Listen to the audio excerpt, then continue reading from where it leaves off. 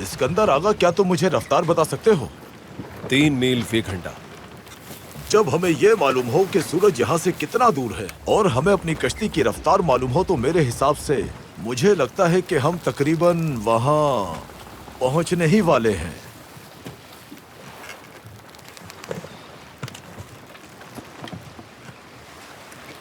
यानी हमारी कश्ती अगर इसी रफ्तार से चलती रहे तो सुबह होने तक हम उस मकाम पर पहुंच जाएंगे।